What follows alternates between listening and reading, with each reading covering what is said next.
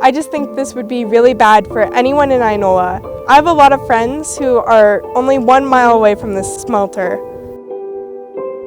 I also have 6 younger siblings, and I just don't want any of this for them. Well, there's some folks that want to put a smelter in our little agricultural town. What is a smelter? That question is becoming more and more popular in Oklahoma. Specifically, what is an aluminum smelter? And as that question's notoriety grows, so does the concern regarding it, the answers. An aluminum smelter is a heavy industrial facility that extracts pure aluminum metal from aluminum oxide, using an intense electrolytic process. Because the chemical bonds holding alumina together are incredibly strong, smelting requires massive amounts of electricity. Facilities are often located near large, affordable power sources, such as hydroelectric dams. Historically, these were extremely toxic. The separation requires massive amounts of energy. For one plant, it requires more than the city of Boston. For this, many massive coal-burning plants had to be built to provide enough energy for these smelters. Then, there's the emissions the smelting process puts out, from the plant itself, from hazardous levels of fluoride and actual aluminum dust, to other types of particulates. You also have the pollution of the water source that is used in the smelting process. Massive amounts, more than a data center. And we can't forget the waste.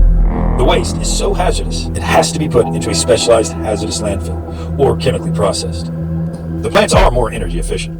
So what effect does the proposed emission levels from the production have on agriculture?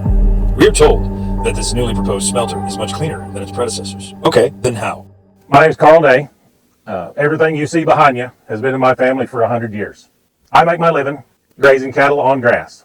If the grass is toxic, I'm out of business. What I've learned about the new technology of this smelter is it all has to do with how much energy it takes to make a ton of aluminum. All the emissions are still the same. They have stated how much fluoride they are going to emit into the atmosphere. In their air permit submitted to ODEQ, it is 425 tons per year. At that level, I see all livestock grazing be decimated within a 5 to 10 mile radius of the smelter. We are currently sitting right at 6 miles from that location. Carl, do you have any real-world data?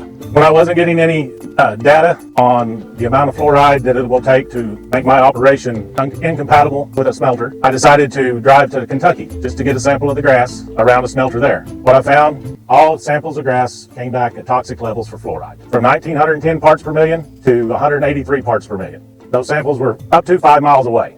The highest samples were 5 miles away from the plant. I sent the analysis from the samples that I took in Kentucky to a toxicologist that works for OSU.